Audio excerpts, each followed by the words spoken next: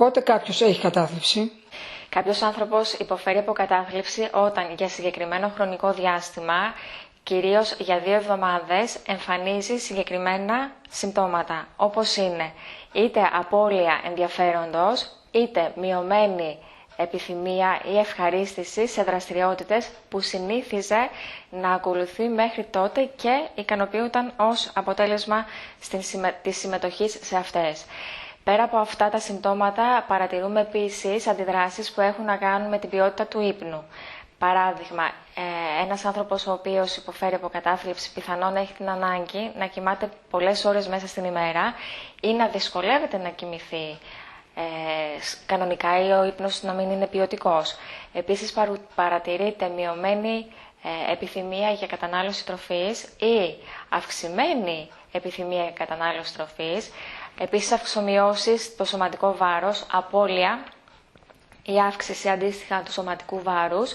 Επίσης ψυχοκινητική διέγερση, ο άνθρωπος είναι σε ένταση. Συνήθως οι άνθρωποι χρησιμοποιούν μια χαρακτηριστική έκφραση, μιλούν για τεντωμένα νεύρα ή πολύ απλά λένε ότι είναι στην τσίτα. Χαρακτηριστική άποψη των ανθρώπων που υποφέρουν από κατάθλιψη. Επίσης σημαντικές είναι και οι ιδέες για τον θάνατο. Υπάρχει αυτοκτονικός ιδεασμός ή ιδέες που αφορούν την πρόθεση να κάνει κακό στον εαυτό του μέσα από οργανωμένο σχέδιο ή επιτυχημένες απόπειρες αυτοκτονίας. Όσο πιο συχνή είναι η αυτοκτονική συμπεριφορά ή η επιθυμία βλάβης προς τον εαυτό, τόσο περισσότερη ένταση υπάρχει στην ψυχική διαταραχή, άρα μιλούμε κυρίως για καταστάσεις οι οποίες είναι αρκετά σοβαρές. Πού οφείλεται η κατάθλιψη? Και εδώ λοιπόν θα παρατηρήσουμε βιολογικά αίτια, ψυχολογικά αίτια, περιβαλλοντολογικά αίτια. Βασική όμως προϋπόθεση για να εκδηλώσει κάποιος άνθρωπος ψυχική διαταραχή, όπως είναι η κατάθλιψη, είναι η γενετική προδιάθεση. Συνήθως υπάρχει στην οικογένεια.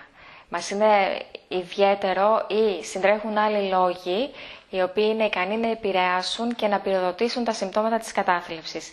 Όταν όμως υπάρχει γενετικό υπόβαθρο, παρατηρείται μη ισορροπημένη λειτουργία των νευροδιαβιβαστών στον εγκέφαλο, κυρίως της σερωτονίνης.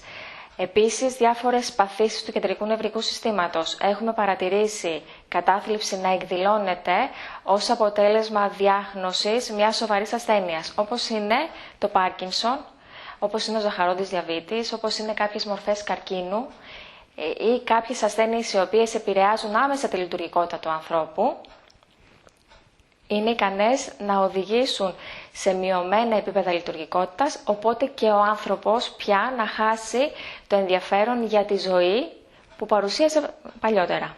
Πώς μπορεί να αντιμετωπιστεί η κατάθλιψη?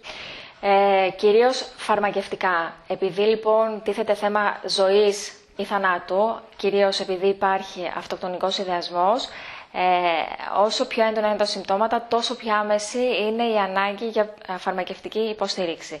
Άρα λοιπόν ο άνθρωπος, εάν δεν είναι σε θέση ο ίδιος να αναζητήσει βοήθεια, το περιβάλλον, η οικογένεια ή οι φίλοι, τουλάχιστον εκείνοι οι οποίοι είναι κοντά στον πάσχοντα, να τον ενισχύσουν ώστε να αναζητήσει βοήθεια το συντομότερο δυνατό.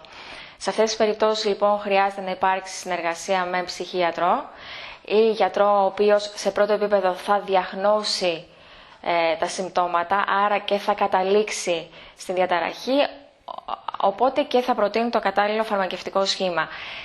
Παράλληλα, η ψυχοθεραπεία βοηθάει ιδιαίτερα.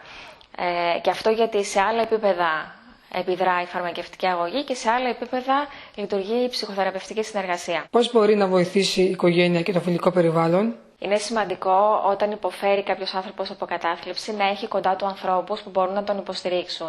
Το υποστηρικτικό δηλαδή πλαίσιο ή δίκτυο που έχουμε όλοι γύρω μας. Κυρίως συνάνθρωποι είτε της οικογένειας είτε από το φιλικό μας περιβάλλον.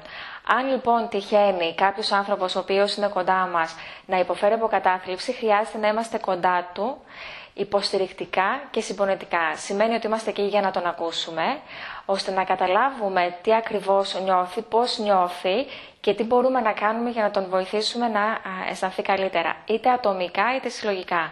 Σημαίνει ότι σε πρώτο επίπεδο χρειάζεται να κινηθούμε άμεσα ώστε να τον ενισχύσουμε να αναζητήσει βοήθεια από ειδικό για να δουλέψει ή να διαχειριστεί τα θέματα τα οποία έχουν προκύψει στη ζωή του. Και αν αυτό δεν μπορεί να γίνει, πώς μπορούμε να συνεργαστούμε με άλλους ανθρώπους για να μπορέσουν εκείνοι πλέον να τον ενισχύσουν να αναζητήσει βοήθεια. Τι είναι η επιλόχια κατάθλιψη?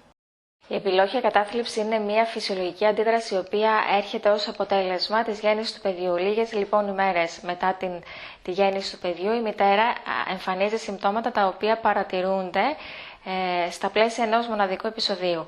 Είτε θα θεωρεί ότι δεν μπορεί να υποστηρίξει το παιδί ψυχολογικά, αλλά και όσον αφορά τις φυσιολογικές του ανάγκες, είτε θα θεωρεί ότι δεν είναι ικανή ή άξια να υποστηρίξει το ρόλο της μητέρας. Σε πολλές περιπτώσεις συναντούμε την ψυχοσική επιλόχια κατάθλιψη, όπου εκεί υπάρχουν ίσως περισσότερο έντονα συμπτώματα, τα οποία παρατηρούνται κυρίως στο πλαίσιο των ψυχοσικών διαταραχών και σε πολλές περιπτώσεις έχουν καταγραφεί περιστατικά στα οποία οι μητέρες είτε έκαναν κακό στον εαυτό τους επειδή θεωρούσαν ότι δεν μπορούσαν να βοηθήσουν το παιδί, είτε έκαναν κακό στο παιδί για τους δικούς τους λόγους, κυρίως ως αποτέλεσμα σκέψης αναφορικά με την έλευση του παιδιού στη ζωή τους. Πώς μπορούμε να βοηθήσουμε στην περίπτωση της επιλόχιας κατάθλιψης? Σε αυτές λοιπόν τις περιπτώσεις, όσο περισσότερες ημέρες εμφανίζονται τα συμπτώματα, γιατί έχουμε στο μυαλό μας ότι ναι μεν είναι φυσιολογική αντίδραση η οποία έρχεται ως αποτέλεσμα της γέννησης, παρόλα αυτά χρειάζεται να έχει περιορισμένη χρονική διάρκεια. Εάν λοιπόν τα συμπτώματα παραμένουν ή εντείνονται με το πέρασμα του χρόνου και η μητέρα φαίνεται ότι δεν μπορεί να καλύψει τις ανάγκες τόσο του παιδιού όσο και της ζωής της, χρειάζεται να κινηθούμε άμεσα εάν συμβαίνει να είμαστε κοντά της. Πρώτα απ' όλα για να βοηθήσουμε εκείνη να νιώσει καλύτερα και δεύτερον να αποφύγουμε πιθανές αρνητικές εξελίξεις. Σε αυτές λοιπόν τις περιπτώσεις χρειάζεται είτε να ενισχύσουμε την ίδια να αναζητήσει βοήθεια, είτε μέσα από τη δική μας συμπεριφορά να προσπαθήσουμε να την υποστηρίξουμε συνεργαζόμενοι με άλλους ανθρώπους και κυρίως με τους ειδικούς που χρειάζεται να την βοηθήσουν.